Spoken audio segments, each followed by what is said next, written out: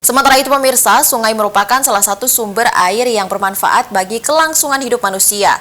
Para nelayan Gorontalo memanfaatkan sungai sebagai tempat untuk mencari nafkah. Sungai juga dijadikan sebagai tempat wisata dan usaha lainnya. Namun sungai juga bisa membawa malapetaka bagi kita jika tidak dijaga dengan baik.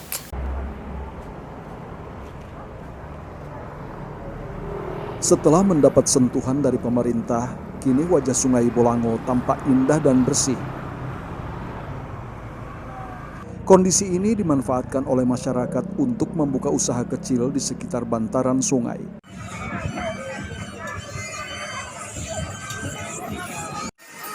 Ibu Pipit, salah satu pengusaha mainan anak-anak di bantaran Sungai Bolango, mengungkapkan ide membuka usaha ini tercetus dari pengunjung di bantaran Sungai Bolango yang sebagian besar adalah keluarga yang membawa anak.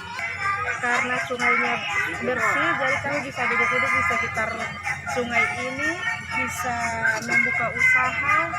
Pengunjung juga senang bisa datang ke sini karena sungainya bersih, bisa untuk dijadikan tempat nongkrong.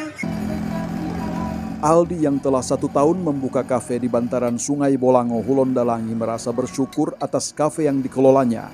Pemandangan sungai yang indah merupakan daya tarik utama sehingga banyak pengunjung yang datang. Rasa syukur itu diaplikasikan Aldi dengan menjaga kebersihan sungai. Jadi ketika dibangunnya bantaran sungai ini, jadi kita tidak takut lagi untuk kebanjiran di rumah-rumah warga.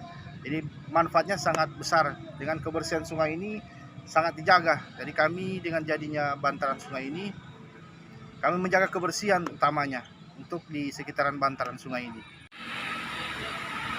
Sementara di tempat lain, di sekitar Sungai Bionga, seorang warga mengeluhkan banyaknya sampah di sungai yang airnya terlihat sedikit dan sering terjadi banjir di waktu hujan. Yang lalu ini kan, ini semua yang tanpa-tanpa di sini, ini kan tanpa-tanpa sampah di sini kan ditutup. Kan semuanya mungkin juga kalau misalnya tanpa sampah ini sudah ditutup, mungkin tanpa dorang kotoran-kotoran mungkin dibuang di koala. Jadi sampai itu kalau macam saya, pemerintah harus ambil tegas, maksudnya tiap rumah itu ada tong yang di jalan ini. Tidak perlu sampah-sampah begini ini. Kalau menurut saya, semua ini di sepanjang jalan ini di sini harus ada tong supaya oto kurang mau taruh di oto itu, kurang mau angkat di oto. Kalau masih begini, kadang-kala orang malas mau buang di sini, ke koala dia punya dampak. Kondisi seperti ini sungguh memprihatinkan.